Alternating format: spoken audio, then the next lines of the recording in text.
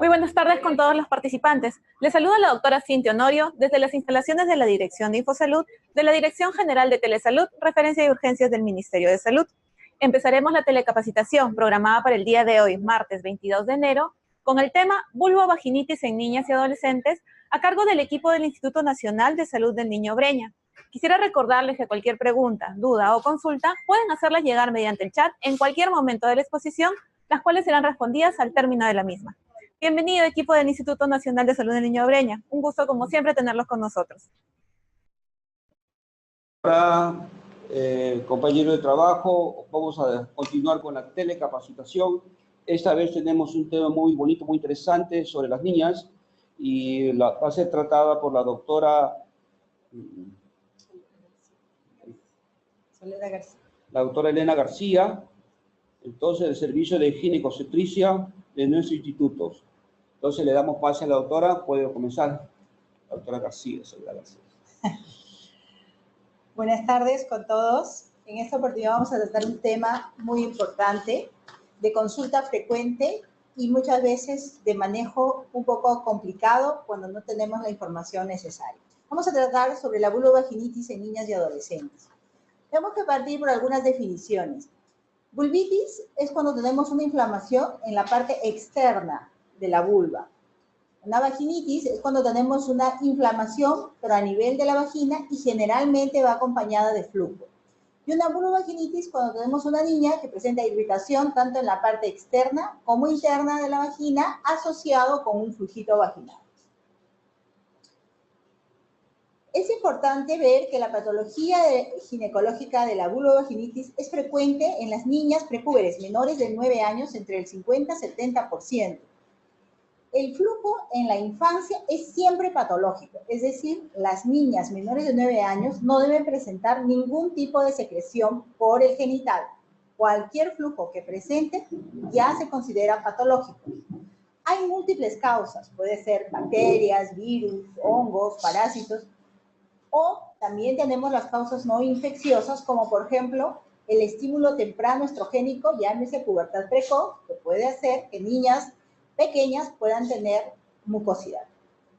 Suele existir siempre al inicio una vulvitis inicial, sobre todo debido a agentes inespecíficos. Quiere decir que uno de los primeros síntomas antes del flujo vaginal va a ser una irritación en la parte externa. Muchas veces ocasionado, como vamos a ver diapositivas más adelante, por una no correcta higiene, debido a que muchas veces la mamá, sobre todo si es primeriza, tiene cierto temor a manipular, a tocar o a limpiar los genitales de la nena por miedo a de repente causarle algún tipo de lesión o alteración.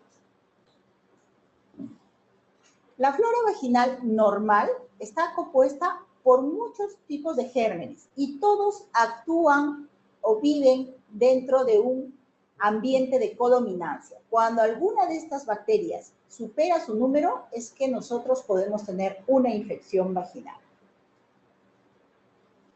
Tenemos que recordar cómo es la vagina en una recién nacida, en una niña y en un adolescente para poder entender qué tipo de infección va a tener y cuál es el tratamiento correcto, para no tratar a una niña prepúber, de repente con tratamiento de un adolescente, a una recién nacida con un tratamiento que no le corresponde. Cuando la niña nace, debemos recordar que el epitelio vaginal está estimulado por los estrógenos, por las hormonas que han pasado de la mamá durante la etapa que este bebé estuvo dentro de la mamá, en la etapa de la gestación. Cuando nace, va a tener un epitelio rico en glucógeno y va a haber lactobacilos. Por eso es que muchas veces las niñitas recién nacidas van a tener un moquito o una leucorrea fisiológica que se va a ver durante los primeros días o las primeras semanas de nacida. Posteriormente, esta niña ya pierde a partir de los 2 años los estímulos hormonales que pasaron y este epitelio vaginal, al ya no tener hormona, se va a atrofiar. Por eso es que entre los 2 y los 9 años normalmente no hay ningún tipo de mucosidad ni secreción vaginal. Va a haber ausencia de estos lactobacilos, que son los que producen el moco, y tanto la pared vaginal, el himen, todos los genitales van a estar adelgazados, pequeños, atróficos, sin ningún tipo de coloración. Nuestra niña sigue creciendo y entra a la etapa puberal. Entonces se activan los estrógenos, se activan las hormonas y al activarse se va a engrosar las paredes de la vagina y va a empezar a ver una mucosidad transparente, como clara de huevo, que no tiene ningún olor, que no tiene ningún color característico y que no le causa ningún tipo de molestia a la niña. Muchas veces ya tenemos adolescentes que empiezan ya el inicio de la actividad sexual.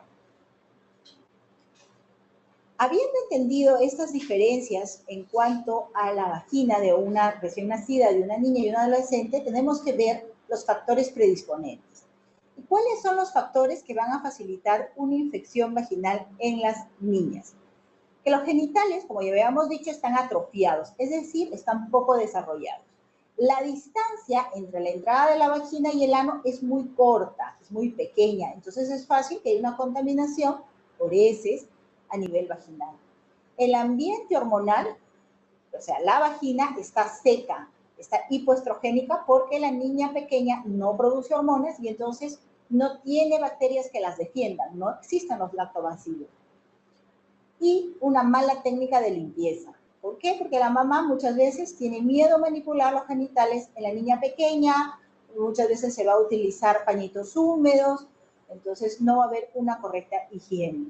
Se ha encontrado asociado a esta infección vaginal el hecho de estreñimiento crónico, los parásitos intestinales, dentro de estos el oxiuro, que es un parásito nocturno que suele salir e introducirse dentro del genital. Muchas de estas niñas están tranquilas durante el día y durante la noche no pueden dormir ya que tienen dolor, las mamás terminan yendo de urgencia y muchas veces encontramos el parásito que está introduciéndose dentro del genital de la niña. Esto también va a ocasionar infecciones urinarias a repetición, pequeñas que constantemente están con síntomas de infecciones urinarias y recordemos que muchas veces el germen principal, llámese Escherichia coli, Enterococcus, va a estar alojado en la vagina y si no lo tratamos, pues la infección urinaria va a persistir. Dentro de las vulvovaginitis tenemos varios tipos, específicas e inespecíficas. Las específicas son aquellas donde vamos a encontrar el agente causal y las inespecíficas muchas veces están asociados a muchos factores y no se va a poder aislar uno. ¿Qué es lo que sucede? Que muchas veces nosotros tenemos un resultado de un cultivo de secreción vaginal que dice negativo. Recordar que es negativo para gérmenes aerobios, gérmenes que crecen en el medio ambiente. Entonces, cuando nosotros tenemos un cultivo de secreción vaginal negativo, tenemos que fijar el número de leucocitos y el gramo, porque podemos estar ante un germen anaerobio. Tenemos una niña asintomática, con flujo, con irritación, con muchas molestias y el cultivo negativo. Entonces, ¿qué es lo que está pasando? Que esta niña está infectada probablemente por gérmenes anaerobios, probablemente gérmenes fecales.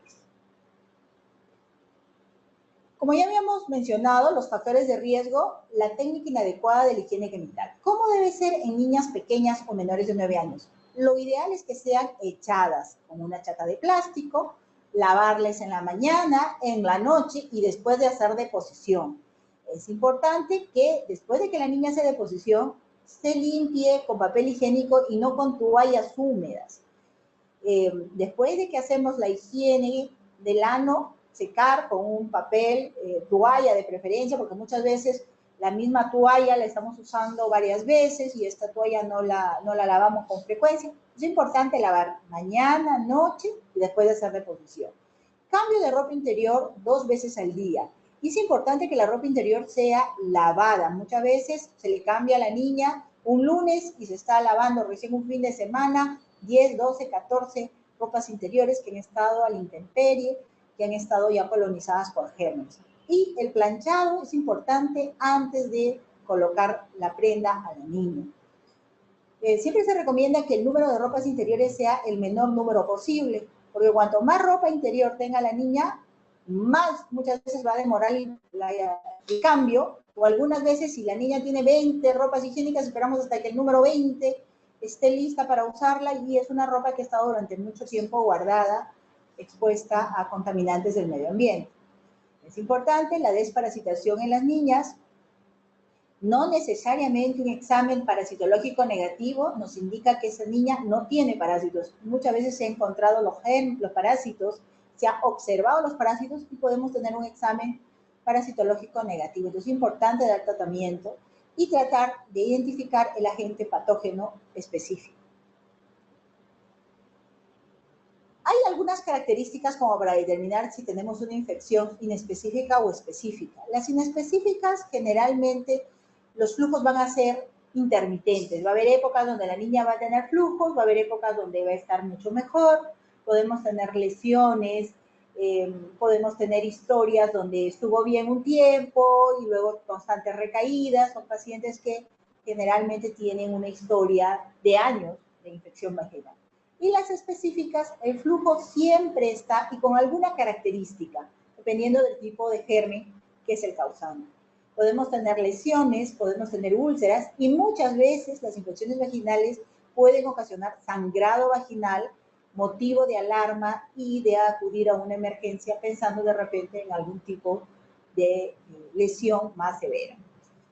Y muchas veces estas infecciones específicas pueden mejorar cuando la niña de repente consumió algún tipo de antibiótico para algún otro tipo de infección. De repente utilizó un tratamiento para la vía respiratoria y el antibiótico también cubría la infección vaginal y podemos tener algún tipo de mejoría. Bueno, dentro de los específicos, los que podemos aislar, podemos encontrar gérmenes respiratorios, el hemófilus, cuando la niña muchas veces se toca las vías respiratorias, se mete las manos a la boca y luego, sin una adecuada higiene, acude al baño, se seca. Muchas veces el papel higiénico lo tienen metido en el bolsillo, donde tienen dulces, donde tienen dinero, entonces no hay una adecuada higiene. Podemos tener dentro de los gastrointestinales la shigella. La shigella es una bacteria que cuando se mete en el canal vaginal ocasiona microulceraciones y sangrados que pueden ser desde manchas hasta hemorragias. Podemos también tener hongos y también podemos encontrar algunos gérmenes como las de transmisión sexual, que algunas veces por algunos factores desencadenantes podemos encontrarlos en niñas, no necesariamente asociadas a algún tipo de agresión sexual. Aquí vemos, por ejemplo, una vulvaginitis por Streptococcus pyogenes, que generalmente es un flujo acompañado por sangre, va a ser acompañado de una dermatitis, vemos ahí una vulvitis severa, puede coincidir con un proceso respiratorio o de impétigo en el caso de los niños, y el tratamiento generalmente es con penicilina benzatínica o con macrólidos. El Streptococcus pneumoniae, tenemos antecedentes de una infección en las vías respiratorias superiores, puede ser aguda, subaguda, crónica, va a ser un flujo más mucopurulento con mal olor. El cuadro vulvar, la irritación externa, como vemos en esta diapositiva, es menos intensa, más está asociada con un flujito. El hemófilus está también asociado a cuadros respiratorios, como habíamos mencionado, tipo otitis, sinusitis. Va a haber en este caso mixto, va a haber una vulvitis y va a haber una vulvovaginitis. Puede hacerse crónica y puede hacerse recidivante. El flujo va a ser purulento, grisáceo y con mal olor. La vulvovaginitis por estafilococo generalmente va a producir sustancias tóxicas en la piel, puede estar acompañada de algunas ampollas y es un contaminante. Generalmente también podemos encontrar estafilococo como contaminante frecuente en cultivos tomados inadecuadamente. Es importante también ver qué tipo de germen estamos aislando para estar seguros de qué es lo que tiene la niña y no un contaminante. Y esta, que es muy frecuente de consulta en emergencia, sobre todo de madrugada, ¿no? La vulvovaginitis por Shigella. Como habíamos mencionado, produce lesiones, produce heridas dentro de la vagina y esto puede ocasionar sangrados que pueden ser importantes. Y tenemos también que muchas veces va asociado con antecedentes de una niña que ha tenido un antecedente de un cuadro gastrointestinal previo. Es importante reconocer estos gérmenes para evitar sobrepedir análisis a las niñas. Muchas veces las vulvovaginitis por Shigella se confunden con pubertad precoz o con abuso y entonces la niña es sometida a pruebas necesariamente no son necesarias y a veces simplemente se trata de una infección vaginal. Las enterobacterias, como ya había mencionado, un gran grupo de ellas, Escherichia coli, Klebsiella, Proteus, Pseudomonas, Streptococcus. Y el tratamiento va a depender mucho del cuadro. Recordar que muchas de estas van asociadas a infecciones urinarias repetidas. La vulvovaginitis por cándida es una infección, pero generalmente de niñas mayores, que ya están en proceso de estímulo hormonal, es decir, muchas de ellas ya están reglando.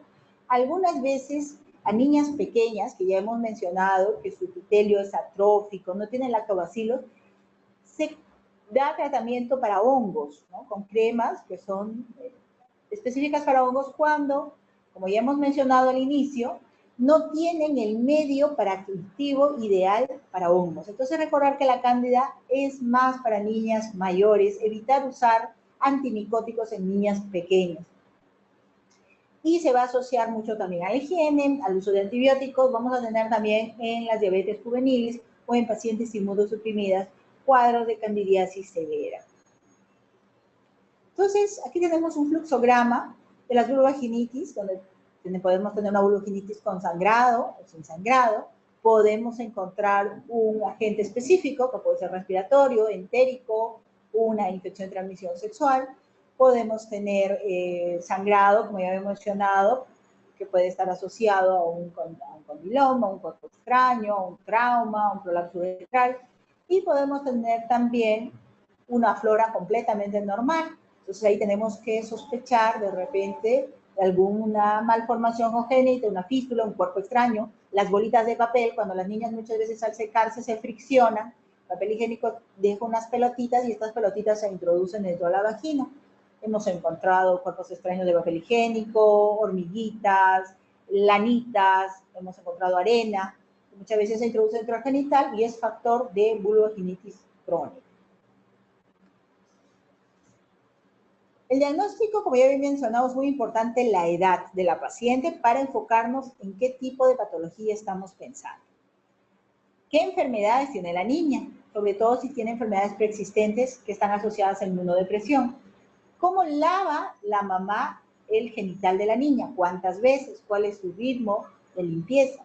Si tiene o no historia de parasitosis, si tiene o no tratamiento para parásitos. Es importante ver en los estadios de Tanner. Los estadios de Tanner nos explican cómo está desarrollando esa niña.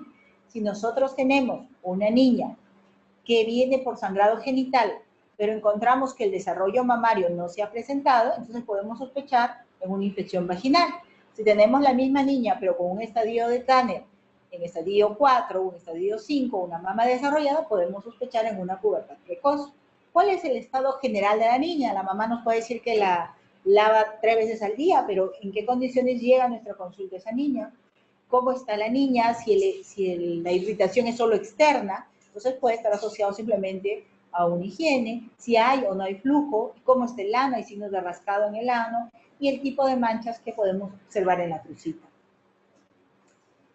En el instituto utilizamos unos hisopos especiales que se llaman hisopos de alginato. Son unos hisopos, como pueden observar ahí, muy pequeños. Es importante que la muestra sea adecuada al momento de tomarse, sea transportada en condiciones adecuadas. Tenemos que establecer una comunicación con el laboratorio explicándole que queremos buscar gérmenes asociados a niños. Muchas veces los cultivos son para adultos y buscan gérmenes asociados a gérmenes de adultos. Y es importante adicional pedir algunas pruebas que nos pueden ayudar y hacer exámenes de ese surocultivo. Entonces la muestra tiene que ser con una niña lavada. No podemos tomar una muestra de secreción vaginal de una niña que no se ha lavado. Tiene que ser con una niña completamente limpia. La muestra tiene que ser de las paredes de la vagina.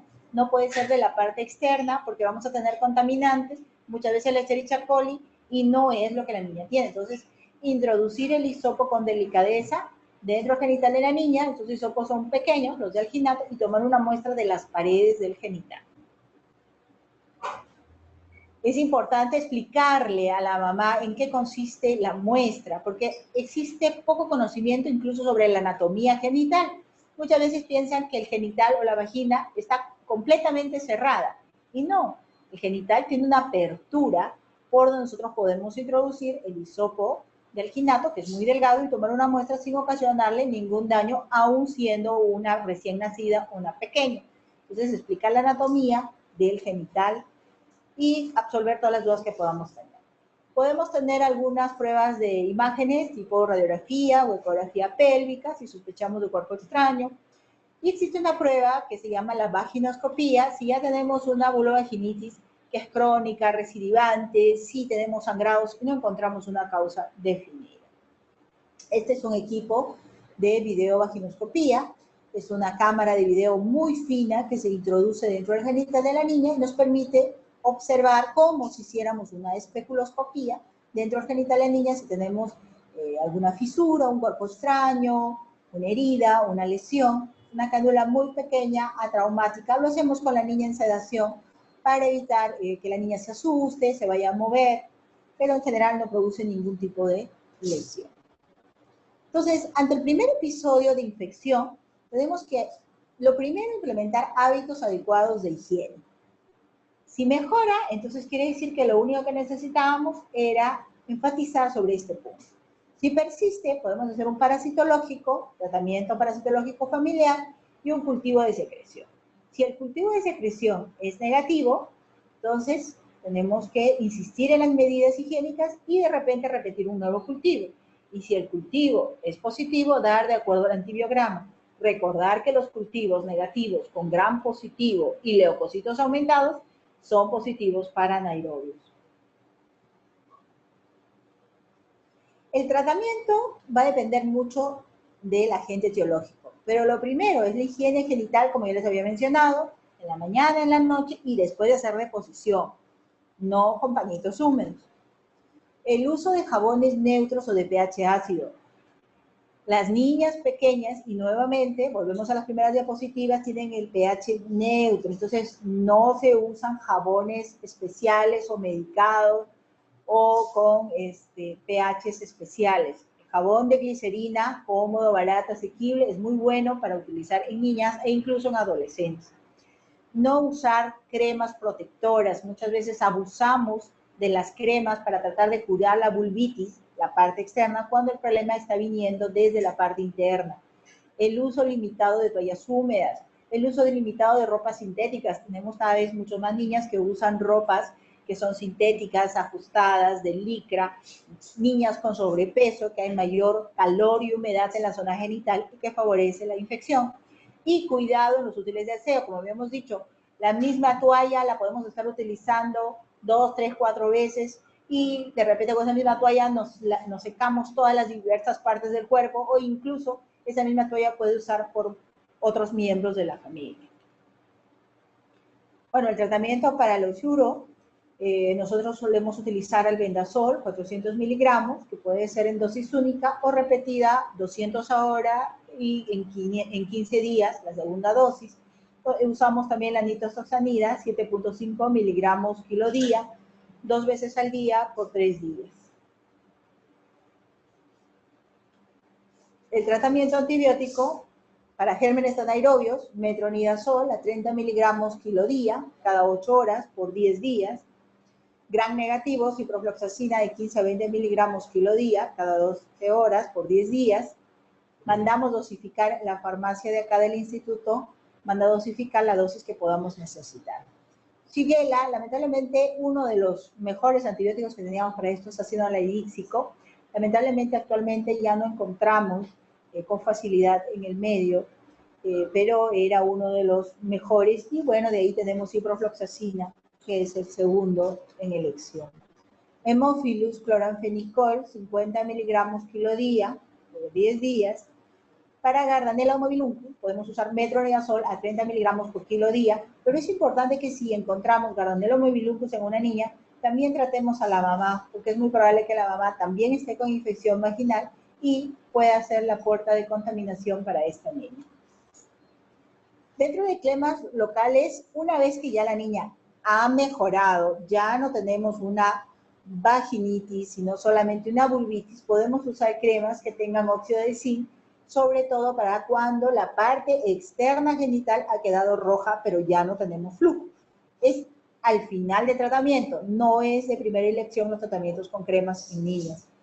Podemos, si tenemos algún caso especial, cambiar el pH, sí. Muchas veces podemos acidificar la vagina si es que tenemos vulvoginitis crónicas y necesitamos mejorar la protección de esa vagina, o si tenemos de repente un cuerpo extraño que ha ocasionado alguna herida en la vagina.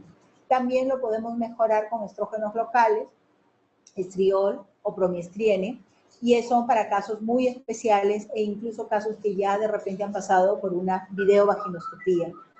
Y pueden utilizarse en aquellas niñas que ya incluso se han rajado tanto que han formado un líquido encima. Cuando tenemos extracción de cuerpo extraño, pues antibiótico profiláctico, y como les había mencionado, utilizamos cremas ricas en estriol para favorecer la cicatrización y mejorar las defensas de ese genital. El pronóstico obviamente puede presentarse luego del tratamiento una vulvitis residual, recaídas, resistencias, reinfecciones y necesidades de una vaginoscopía. El riesgo de recaídas suele tratarse con dosis supresivas, muchas veces un cuarto de dosis día por 20 días, pero ya esos son para manejos de repente en casos donde hemos tenido la fase inicial, unos 2 o 3 episodios sin éxito. Muchas gracias. No sé si habrá preguntas. Perfecto, muchísimas gracias amigos del Instituto Nacional de Salud del Niño de Breña. Como siempre, un gusto tenerlos con nosotros, sobre todo con sus distinguidos ponentes. Muchas gracias por la exposición y además agradecerle por colaborar con la mejora de capacidades del sector salud, sobre todo en un tema tan frecuentemente que se presenta en el primer nivel de atención. Nos han hecho llegar algunas preguntas. Nos preguntan cuántos centímetros es recomendable introducir el hisopo de alginato para tomar la muestra de secreción vaginal. Es solamente introducir la parte que contiene el algodón, por usar un término. Es más o menos 1 centímetro, también dependiendo de la niña a la que le estamos tomando. Personalmente, aún en niñas grandes, yo prefiero usar el hisopo de alginato. El hisopo de alginato tiene una característica que es muy flexible, entonces no tengamos el riesgo de que de repente vamos a introducirlo demasiado y vamos a causar algún tipo de lesión porque tiende a curvarse. Pero con que introduzcamos 1 centímetro es suficiente, y si es una niña pequeña, basta que ya no veamos la punta del hisopo para una muestra. Perfecto, doctora, muchas gracias. Nos preguntan también, ¿a partir de qué edad se pueden usar los antimicóticos? A partir de que ya vemos estímulo hormonal. ¿Cuál es el primer signo de que ya esa niña tiene estímulo hormonal? El botón mamario. Cuando empiezan a crecer las mamas, quiere decir de que ya hay estímulo hormonal, por lo tanto el pH vaginal está cambiando y ya es un medio para poder crecer la cándida. Antes de que exista el botón mamario, no hay cándida porque no tiene el medio para poder crecer. Perfecto, muchas gracias. Nos preguntan también, doctora, si puede mencionar cuál es la diferencia entre vulvovaginitis aguda, subaguda y crónica. El tiempo, es el tiempo. Si nosotros tenemos una vulvovaginitis de inicio reciente, estamos hablando de algo agudo. Las pacientes, por ejemplo, que tienen periodos de infección, mejoría, intermitencia, estamos hablando de una subaguda, y crónicas son aquellas pacientes que pueden nunca haber encontrado mejoría más allá de unos cuantos días y que a pesar de los tratamientos puede persistir con los síntomas. Perfecto, muchas gracias. Nos preguntan también cuándo es recomendable el uso de estrógenos tópicos. En general, nosotros utilizamos cuando tenemos 3 cultivos de secreción vaginal negativos y la niña persiste con síntomas, entonces pasa a un procedimiento que se llama la videovaginoscopía, que como ya les había dicho, es introducir una cámara de video muy fina dentro del genital de la niña y observamos cuál es la causa de este flujo. Si encontramos un cuerpo extraño, lo retiramos, y muchas veces estos cuerpos extraños han causado ulceraciones o heridas dentro de la vagina y tenemos que hacer el cambio de pH. Podemos encontrar también infecciones vaginales que ya están dejando secuelas en los genitales, por ejemplo el líquen. Entonces hacemos el cambio de pH para mejorar la repitalización y mejorar las defensas genitales. Muchas gracias, doctora. Nos preguntan también qué tan prevalente es la presencia de vulvovaginitis en niñas y cuál es la edad más frecuente de presentación de las vulvovaginitis. Se dice que en las niñas es entre el 50 y 70%. Es muy frecuente. Lo que pasa es que muchas veces la mamá lo toma como algo normal, que su niña pequeña de 6, 7 años tenga algo de flujo. Entonces, como ya hemos mencionado, niñas menores de 9 años no deben tener ningún tipo de secreción.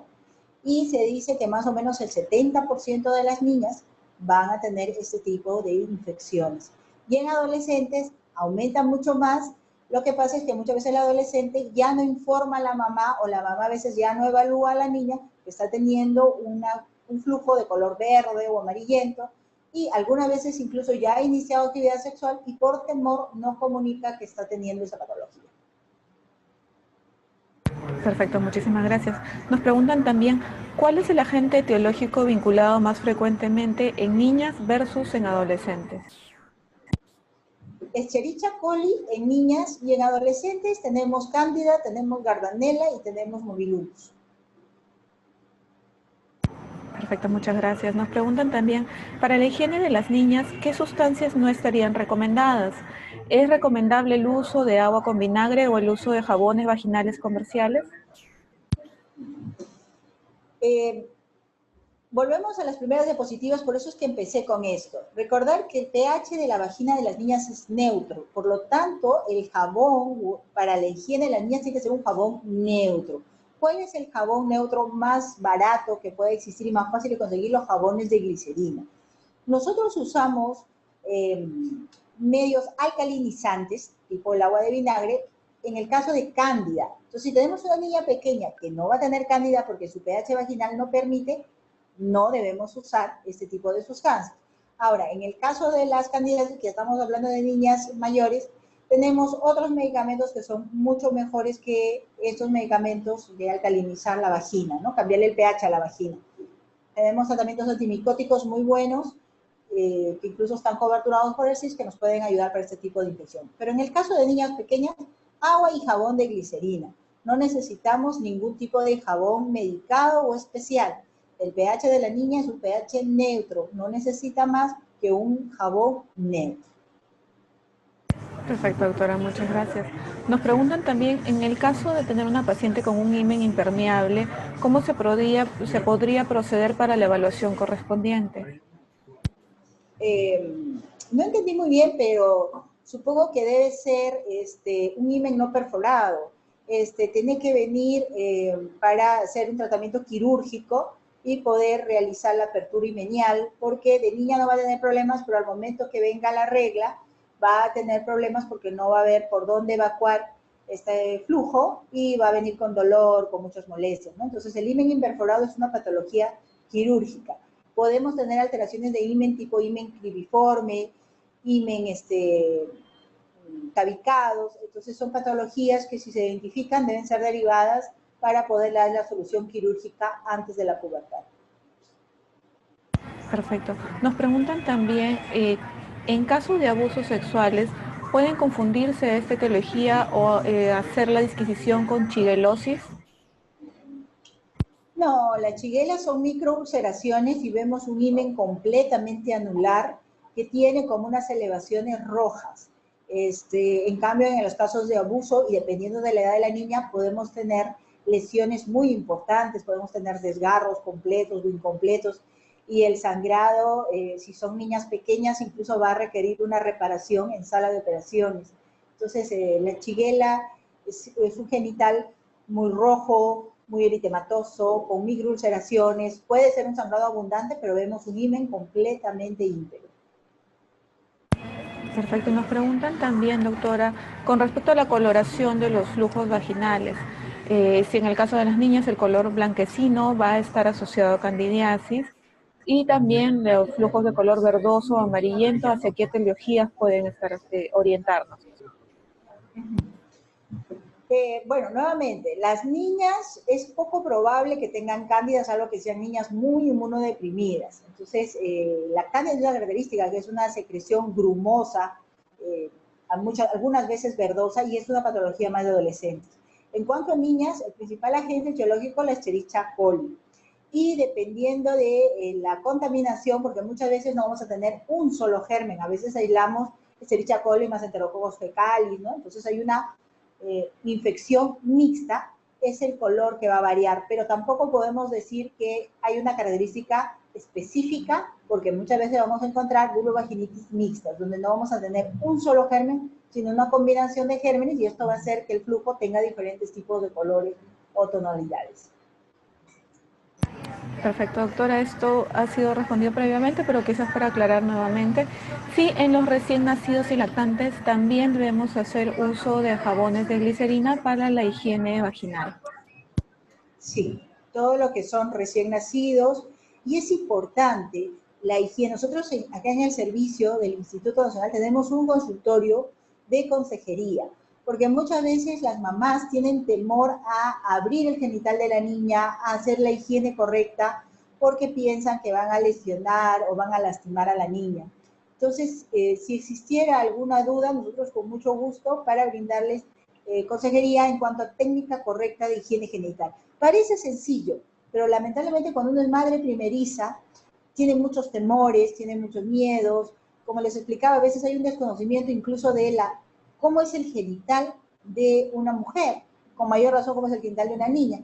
Entonces es importante estas conferencias que nos permiten brindar orientación y absolver estas dudas. Jabón de glicerina es muy bueno incluso para adolescentes, y para casos especiales y específicos sí podemos usar jabones que contengan ácido láctico, pero generalmente en niñas más grandes. Perfecto, doctora García, muchísimas gracias. Un gusto haberla tenido con nosotros esta tarde. Bueno, queremos saludar y felicitar también la participación a los establecimientos conectados, al Hospital de Sullana, a la Direza Cajamarca, al Puesto de Salud Casablanca de Cajamarca, al Centro de Salud Palmira de Huaraz, Ancash, y en general a todo el personal de salud que se conecta en forma individual desde las distintas partes del Perú.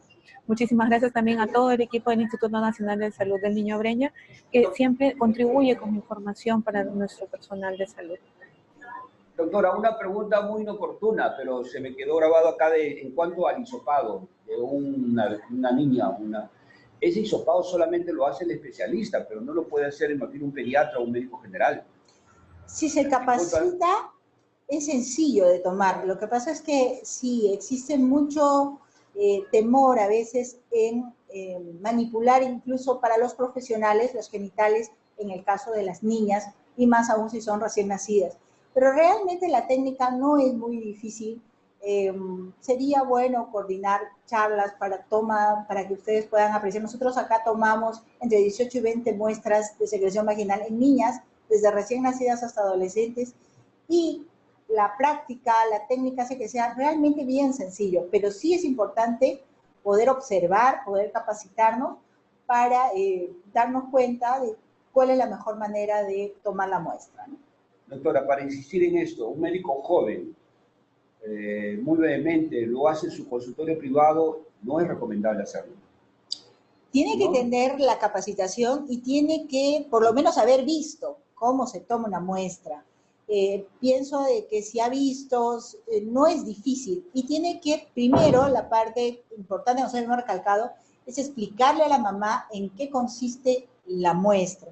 Nosotros tenemos gráficos, tenemos después de que a la niña pasa la consulta externa, se le dio la orden, pasa a consejería con un personal obstétrico que le explica más detenidamente a la mamá cómo se va a hacer la muestra, dónde se va a poner la niña, cómo va a venir lavada, cómo va a ser el procedimiento, le muestra el material que vamos a usar, con calma y tranquilidad le explica a la mamá las veces que sean necesarias para poder realizar.